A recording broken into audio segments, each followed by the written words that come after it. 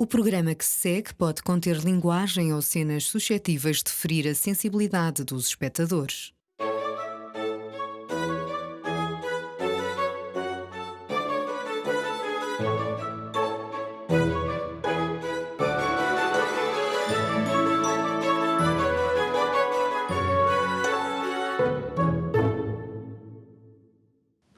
Olá, seja bem-vindo ao Anatomia de Vênus, o programa semanal que pretende abordar todas as temáticas relacionadas com a saúde sexual, descobrir as suas potencialidades, debater preconceitos e chegar a uma forma de solução para problemáticas na esfera sexual.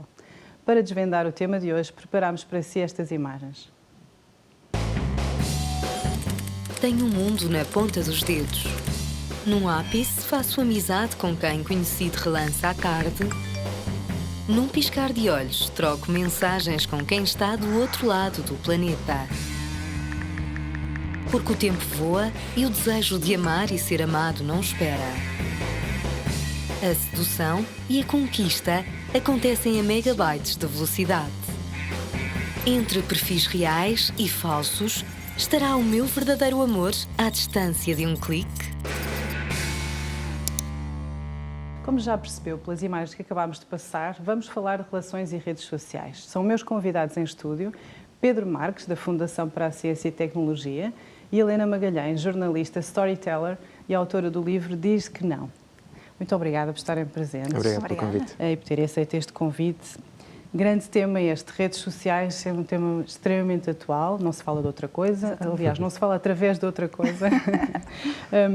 Estas tecnologias vêm criar um conceito relacional diferente. Pedro, pergunto-lhe isto assim.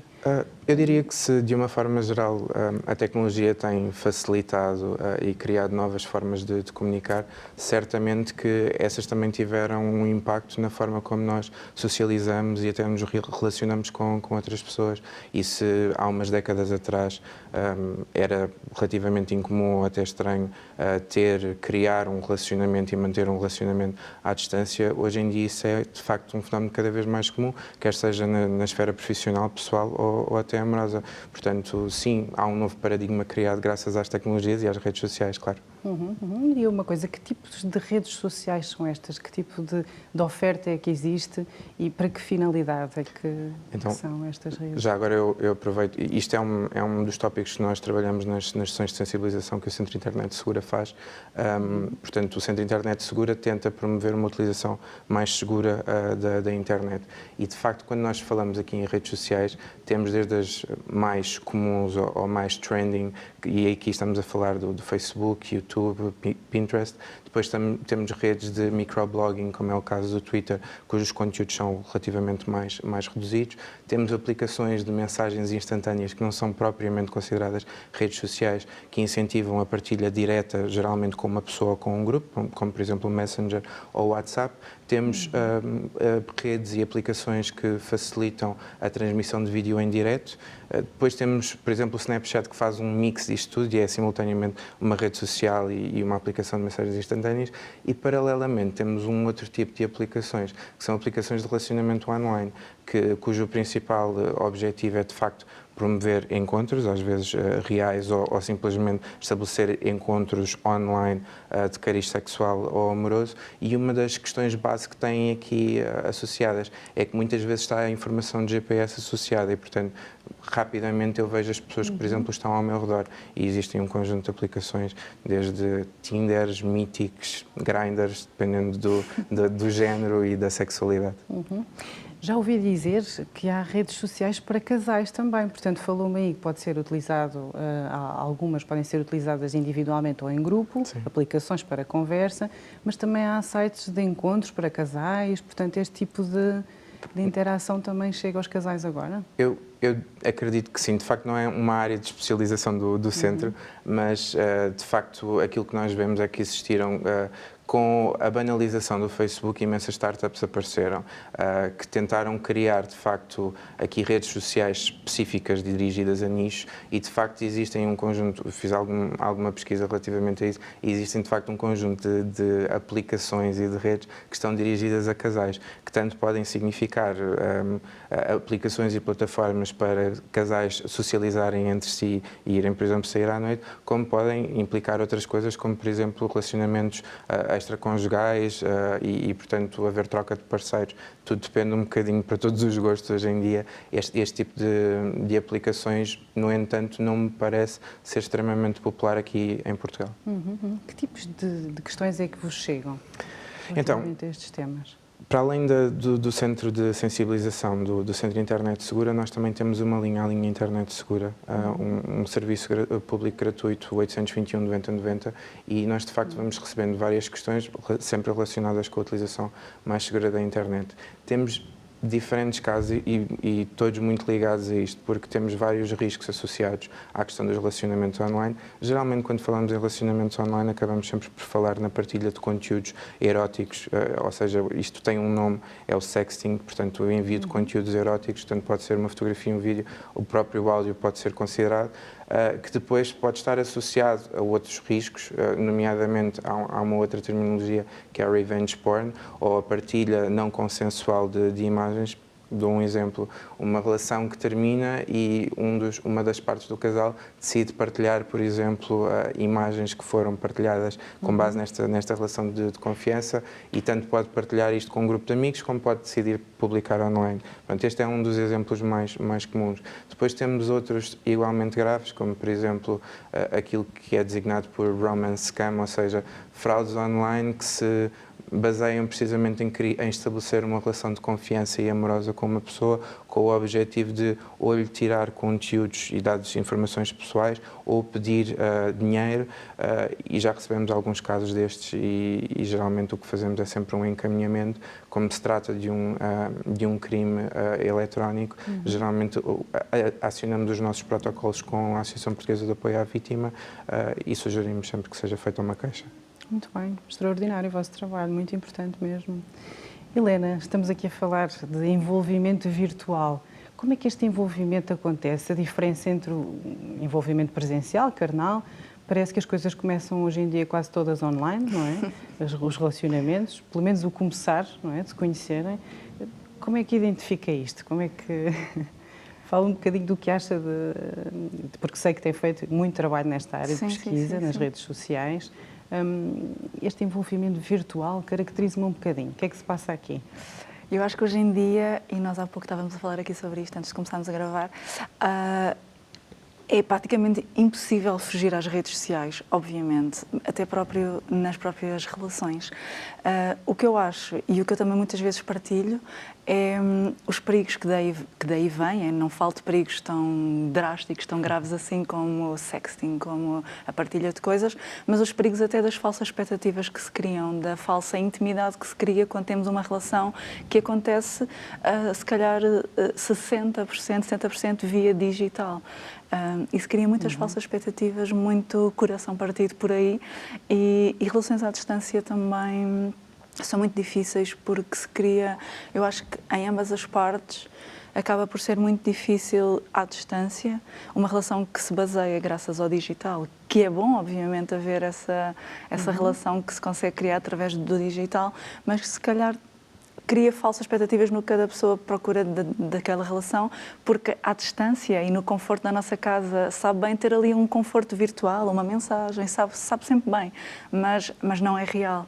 E muitas vezes aquilo que nós estamos a partilhar, como estamos em casa, dizemos aquilo que nos apetece. Podemos falar em tudo e mais alguma coisa, mas depois vamos à nossa vida e desligamos. E se calhar outra pessoa ficou a pensar naquilo. Eu falo muito sobre isto porque, infelizmente, também já me aconteceu, e eu sei como uma relação à distância que se baseia muito no digital cria muitas falsas expectativas e uma intimidade que não é real. E muito coração partido depois. Pois, essa parte. Vamos conhecer um casal que se conheceu online, que é o André e a Sofia. Vão-nos contar a sua experiência. Vamos ver? Vamos ver. Normalmente fala-se em amor à primeira vista. O vosso não teve vista, teve um visor, um teclado. Como é que foi esse do primeiro clique? Acho que foi normal, acho que acabou por ser muito espontâneo. Nós tínhamos alguns amigos em comum, o que facilitou um bocado o processo. E a partir daí foi tudo muito espontâneo. Não sei se foi um amor à primeira vista, mas pelo menos foi uma espécie de de um conjunto que se criou e que favoreceu a que nós nos conhecêssemos melhor e que tudo corresse bem. E quem é que falou primeiro? Fui eu. Fui eu. Eu acho que se fosse a Sofia, ainda nesta altura não estávamos aqui, não sei. Não houve muitos momentos em que não tivéssemos tema de conversa, que foi uma coisa engraçada, porque nós não nos conhecíamos pessoalmente, mas tínhamos sempre tema de conversa, estávamos sempre a falar, tínhamos alguns gostos em comuns, nomeadamente a música, então partilhávamos muito essa parte e as coisas foram surgindo e foram acontecendo, mas foi tudo muito natural. Quando vocês dizem às pessoas que se conheceram na internet, sentem que a vossa relação acaba por ser desvalorizada ou hoje em dia já não se nota tanto isso? Nós não costumamos dizer. Nós não costumamos dizer, mas eu acho que não. Quem sabe são aqueles amigos mais próximos, em nada altera aquilo que eles acham, porque eles já nos conhecem, sabem como é que nós somos como casal e, portanto, não altera nada. As pessoas mais afastadas, se calhar até poderiam ter um bocadinho essa reação, mas eu acho que hoje em dia também já se começa a perceber e também, dependendo do contexto, acho que também já se começa a perceber que é uma forma válida das pessoas também se conhecerem. Como é que foi o primeiro encontro a nível emocional? Na verdade não foi assim nada de especial, fomos almoçar juntos. No início foi um bocadinho estranho, eu estava um bocadinho receosa porque nunca tinha estado com ele pessoalmente. Nós tínhamos muito tema de conversa, mas era através do computador. Pessoalmente as coisas poderiam ser um bocadinho diferentes. Mas na verdade aconteceu tudo muito naturalmente e tivemos sempre a falar, a contar coisas pessoais e pronto, as coisas foram desenrolando. Eu tive medo, estava receoso, tive um bocado de medo. Esforcei-me um bocado para não haver aqueles tempos mortos que me assustavam um bocado, mas foi como a Sofia disse, as coisas foram surgindo, os temas surgiram, também peguei muito um bocado nos temas que íamos falando no dia-a-dia pelo computador. Na altura também tinha feito uma viagem e também foi tema de conversa, foi tudo, não demorou muito tempo esse encontro. E acho que depois da segunda vez foi tudo muito mais fácil. E ficaste à espera de uma mensagem? Não sei, possivelmente. Eu ficava sempre à espera das mensagens, que a Sofia demorava sempre um bocado a responder. Pronto, fomos nos conhecendo melhor e as coisas têm corrido bem, sim. E já passaram 4 anos. Eu acho que se não houvesse amigos em comum, se calhar não tínhamos conseguido levar as coisas com tanta naturalidade. Não sei se teria corrido bem ou não, mas pelo menos o receio teria sido muito maior do que aquilo que foi. Helena, depois desta experiência que eles acabaram de relatar, também sei que tem um livro que escreveu, Diz-lhe que não. Diz-lhe que não. Que tem aí consigo, que pode mostrar. Fala-nos das relações fast food. É um termo muito giro. Pode-nos explicar? Claro. Este livro é um romance com base em histórias reais e que fala essencialmente destas relações modernas que nós agora todos estamos habituados e que as redes sociais vieram propiciar e aumentar, que são as relações fast food. E que é uma coisa que a mim me assusta particularmente muito, porque chegamos aos 30 anos e as pessoas continuam a querer essas relações fast food. E que é muito difícil contornar quando temos tantas aplicações onde há tanta gente disponível aqui a toda a hora à nossa volta e queremos sempre mais e mais e mais e mais. E aí estão as relações fast food, que são fast food descartáveis. É ingerir e a descartar. Ingerir e descartar. Pronto. E passar para a próxima. Isso é muito assustador e eu acho que é um retrato muito fiel desta nossa geração. Bom, estes jovens são um exemplo ótimo, não é? Portanto, que correu bem, claro. Exatamente, correu bem, não se descartaram um ao outro, portanto mantiveram-se juntos, foi até extremamente positivo. Pois é. Mas há relações que iniciam e terminam via WhatsApp, por exemplo. Claro que sim. Não é? Hoje em dia, daquilo que também me vai chegando. Sim. Eu acabei de escrever esta semana uma coisa que me contaram que para mim foi assustadora, que foi uma rapariga, tinha conhecido um rapaz via digital, estavam juntos, estavam a dar-se bem, ela estava a gostar, não era uma relação assumida, mas vai-se assumindo, que é assim que tem que ser devagarinho. Até que ela dá um dia de manhã, acorda e está numa conversa do WhatsApp com mais 8 ou 9 raparigas, todas elas andavam ao mesmo tempo com ele e ele avisa todas ao mesmo tempo que apanhou uma doença e que uma delas lhe pegou. E ela descobre assim que afinal aquela relação não era se calhar uma relação e estava envolvida ali numa história com mais pessoas. e descobres tudo via WhatsApp, nem uma conversa cara a cara para... Ou seja, é tudo muito descartável, as pessoas... Tudo muito frio, não tudo é? muito Tem uma frio. frieza muito grande, como se inicia-se com algum investimento online, não é? Mas depois para se descartar, para sair desta muito relação, rápido. é uma mensagem. Portanto, Ou então é aquele fenómeno que ainda não falámos, que é o do ghosting. O fenómeno de Desaparecer desaparecer lentamente. devagarinho. Deixar de responder e ir desaparecendo até outra pessoa se esquecer. É toda uma licenciatura que se tem que tirar para entender, não é? Pedro, que cuidados é que já percebemos aqui, agora, por exemplo, tivemos este caso que a Helena falou, Sim. que cuidados é que as pessoas devem ter quando se envolvem, não é? Entre aspas, na internet?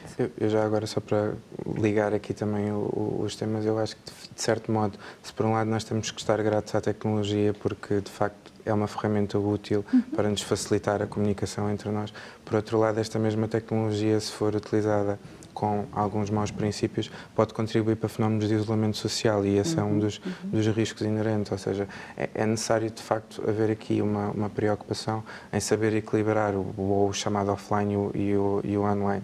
Quando nós falamos nos riscos online, eles são inúmeros. Aliás, o nosso trabalho nunca vai terminar, o trabalho do Centro Internet Segura, porque existe sempre uma série de riscos. Dependendo do público a que nós nos estamos a dirigir, por exemplo, para os mais jovens, uma dos casos que eu dou mais comuns é aquele jovem que passa o dia com o Instagram e que vai tirando fotografias e que tem o GPS ligado e que graças a isso é possível, por exemplo, eu calcular as rotas e os horários que ele tem durante o dia. Mas mesmo que não fique a localização na fotografia, isso é possível? Desculpe perguntar, claro que também desconheço. Claro que sim. Portanto, uma das dicas que nós damos é precisamente essa. A partir do momento em que eu desligo a georreferenciação, essa informação não está anexada. Mas, no entanto, se eu tirar uma fotografia à porta da escola e aparecer o nome da escola atrás na fotografia, isso é um dado que pode ser utilizado. Se eu tirar fotografias em locais de referência que é possível identificar os edifícios, eu consigo fazer isso. Ou seja, uma das questões que está associada a qualquer escalão, seja amoroso, sexual, pessoal, é a questão da sobreexposição online. Há muita coisa que nós partilhamos e muitas vezes nós, quando fazemos a partilha de uma fotografia, se calhar é o momento em si que nós pretendemos realçar, mas depois, se calhar, está associado à data em que foi tirada a fotografia, está associado ao local, se eu estava sozinho ou não. Este é um dos exemplos típicos que eu dou. Agora, quando eu falo para jovens, mas, por exemplo, quando eu falo e me dirijo a adultos, e voltando ao caso, por exemplo, das aplicações de encontros online. Um exemplo muito específico. Há uns tempos atrás saiu uma notícia, um escândalo até, que a aplicação Grindr, que é uma aplicação de dating LGBT dirigida à comunidade homossexual, a própria empresa vendeu ou permitiu que houvesse empresas terceiras a tratar dados da aplicação, ou seja, a base de dados que era utilizada, e isso significa que todos os utilizadores que são obrigados a associar o seu número de telemóvel para poder usar essa aplicação, todos os utilizadores colocaram, por exemplo, o seu estado de serem ou não seropositivos, ficou exposto através dessa empresa. Ou seja, a essa empresa foi possível associar o nome, se tiverem o nome colocado, o número de telemóvel, o país de residência e o seu estado de saúde. E isto é uma coisa que, por exemplo, muitas vezes não passam, porque consideram que os riscos podem ser só, nomeadamente, o que as outras pessoas daquela rede veem, mas a própria empresa tem acesso aos dados. Depois temos associadas as questões da reputação online. Eu, no meu local de trabalho, não me sinto confortável em partilhar informações da minha vida privada, a minha orientação sexual, as minhas preferências sexuais, mas depois, se calhar, não tenho a noção que, ao colocar essa informação, por exemplo, no meu perfil de Tinder, nada me impede que o meu colega ou que o meu vizinho passe a ter acesso a essa informação. Será que isso me deixa confortável? O que é que e muitas vezes o que está aqui por trás é, de facto, haver um pensamento crítico sobre que informação é que nós estamos a partilhar, em que medida é que isso potencia ou não nós podermos encontrar pessoas através destes perfis, mas também olhar para o outro peso da balança que impacto é que isto vai ter na minha reputação, na minha carreira, o que é que os meus amigos ou a minha família iriam pensar, porque muitas vezes eu acho que estas questões não são tidas em conta quando se estão a criar um perfil ou quando nos expomos online neste tipo de aplicações. Helena, concorda com este Sim, impacto? sim, mesmo a nível desse tipo de reputação digital, que é uma coisa que nunca mais desaparece, eu falo muito sobre isso. Inclusivamente aqui neste livro eu conto uma história muito particular a ver com isso, que é a forma como nós nos expomos digitalmente também está relacionada com a forma como nos vamos relacionar sexualmente, amorosamente, etc. E eu conto a história de uma rapariga que tinha um perfil público muito público e expunha-se de uma forma, se calhar, não tão positiva. E ela tinha um carinho especial por um colega de trabalho, estava apaixonada por ele, andavam ali no sai, não sai, e chegou a um ponto em que ele disse: eu acho que não, porque eu acho que tu não és uma pessoa que era aquilo que eu quero, porque aquilo que eu vejo que tu fazes não é aquilo que eu procuro. Era uma miúda que se fotografava e filmava nas discotecas, sempre ao espelho, ou seja, ele criou uma imagem dela que se calhar nem é real, mas é essa imagem digital que ela passa. Ou seja, aquela relação... Como se houvessem aqui duas personalidades, não é? Às vezes. Há pessoas que são muito verdadeiras naquilo que transmitem nas suas redes sociais, mas há outras que parece que constroem outra pessoa. Criam uma persona digital. Desculpem interromper. Esse, para mim, até acho que é um dos principais motivos que lá está, que contribui para a questão do isolamento social, porque muitas vezes os conteúdos que nós consumimos através das redes sociais geralmente passam não só pelo próprio filtro de beleza, mas pelo filtro de felicidade. Geralmente os momentos que são partilhados são exacerbadamente o acordar de manhã, já estamos quase maquiados e preparados para o dia, e tudo aquilo que transmitimos é uma imagem de uma suposta perfeição que, se não for filtrada de uma forma crítica, contribui para nós sentirmos, ok, se calhar a minha vida não é assim tão positiva nem tão relevante, e isto, claro, que contribui para um fenómeno de... E depois há outra coisa muito mais grave do que isso, que é os relationship goals, que é agora uma nova moda das redes sociais de partilhar: esta relação é maravilhosa, é perfeita, vejam como eu sou feliz, mesmo que não seja verdade. E eu sei de vários casos, que é mais assustador, pessoas com um perfil digital público, mais ou menos conhecido, entre aspas, que partilham relações que na vida real eu conheço e sei que não são que são uma catástrofe autêntica, mas que fotografias bonitas dão likes, partilhas de declarações de amor dão likes, e isso cria, para quem está em casa: eu quero esta relação, eu quero ter isto, e se calhar até tem uma relação boa em casa, mas que não é aquilo que está na rede social, e por isso eu já não te quero a ti, porque eu quero um namorado como este. Isto é grave. Bem, vamos ver então o resto da entrevista com o nosso casal. Ok? Alguma vez pensaste, Sofia, que ias conhecer alguém na internet? Não, nunca. A nossa história não é assim propriamente a mais bonita neste início, não é?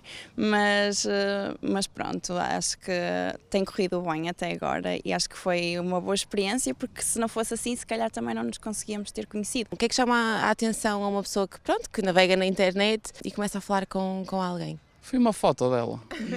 A sério, foi uma foto dela. E ainda sei perfeitamente qual é a foto, e a Sofia também sabe. E eu achei-a extremamente natural e bonita naquela foto.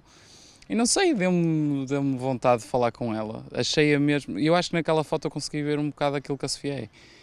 Depois vi os tais amigos em comum, deu-me um bocadinho mais de confiança, deixou-me a pensar que se calhar ela não me ia deixar sem resposta. E pronto, e foi isso que me levou um bocado a ter a iniciativa. De quanto tempo é que demorou mais ou menos até ao primeiro encontro? Mais ou menos um mês, porque depois foste fazer uma viagem. Foi mais ou menos um mês. Mais ou menos um mês até estarmos juntos. Um bocadinho de ansiedade e o coração a bater, não? Um bocadinho. O que é que vocês têm a dizer às pessoas que navegam na internet e que podem encontrar alguns riscos? Eu acho que essencialmente temos de perceber que não estamos num café, estamos num mundo onde as pessoas estão escondidas atrás de um ecrã. Temos de pensar sempre que do outro lado pode não estar quem nós estamos à espera que esteja. Não ficar também com muito receio, mas precaver-se um bocado. Quem navega na internet há algum tempo, como a nossa geração, consegue, por exemplo, ver os perfis, consegue identificar se os perfis, alguns nitidamente são perfis falsos, outros são perfis que não são falsos, mas as pessoas escondem-se muito. Quando as coisas são naturais, quando existe o tal fator em comum entre amigos, quando as conversas são normais, quando não há nenhum tipo de interesse visível, eu acho que não tem mal nenhum arriscar e conhecer. Valeu a pena? Valeu muito a pena. Bom, que relato fantástico, não é? Que as coisas realmente conseguimos perceber que continuam a correr bem e correram bem, e eles deram aqui alguns exemplos de alguns alertas, nomeadamente estas questões dos perfis falsos. Sim. Já existem até programas, não portugueses, mas internacionais, que alertam para este tipo, exatamente, para este tipo de situações, que é ajudar as pessoas a procurarem se é real, se não é. Que cuidados é que temos que ter aqui quando se conhece alguém online, Pedro? Existem um conjunto de dicas que nós, de facto, damos. Aqui, para validarmos se um perfil é real ou não, existem diferentes sinais que podem dar o alerta de que a pessoa que está do lado de lá pode não ser a que parece. Geralmente, quando nós somos contactados por um perfil que tem muito poucas fotos, muito pouco conteúdo, ou que a atividade que existe nesse perfil é muito recente, parece que o perfil foi criado na semana passada com o intuito de comunicar connosco, isso é um grande alerta. Inclusivamente, alguns casos que nós recebemos, que são um bocadinho mais bem trabalhados do que isto, em que, para além de existir um perfil, as pessoas são convidadas a fazerem uma videochamada e acreditam que, por estar a ver uma pessoa do lado de lá na videochamada, que isso torna o perfil real.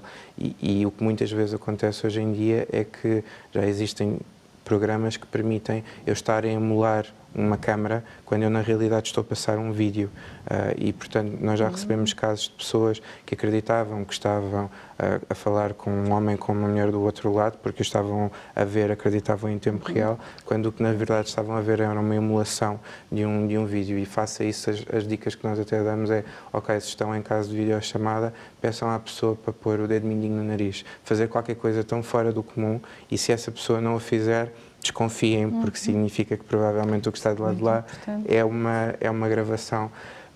Para além disso, a preocupação principal, eu diria que é de facto a noção de, a partir do momento em que eu partilho um conteúdo, eu perdi o controle sobre ele. E este é o ponto-chave. Portanto, se eu estou a enviar alguma coisa, e nós não temos uma postura, o Centro de Internet Segura não tem uma postura que eu considero conservadora ou moralista, porque eu não vou ter nenhuma conversa com nenhum jovem para lhe dizer não envies nenhuma fotografia a ninguém. Eu explico-lhe quais é que são os riscos e depois digo-lhe, ok, se vais fazer isso, da mesma forma que nós, por exemplo, educamos, ok, se vais ter sexo, utilizar preservativo, existem um conjunto de cuidados. Se vais-te mandar uma fotografia ou um vídeo, cuidado para não mostrares a tua cabeça. Se tens sinais de nascença ou tatuagens que te identifiquem, cuidado para elas não aparecerem. Se estás a fazer isso na tua casa, cuidado para o cenário que estás a utilizar não ser reconhecido. Porquê? Porque se vais enviar isso para alguém e se isso acaba partilhado, então tenta evitar ao máximo que o vídeo te identifique. E depois, para além disto, existem, há muitos jovens, e quando eu aqui falo em jovens, não só adolescentes, mas jovens adultos que pensam, ok, mas hoje em dia o Messenger e o Snapchat têm ferramentas que permitem a autodestruição dos conteúdos e pensam que por isso ficaram salvos e estão safos.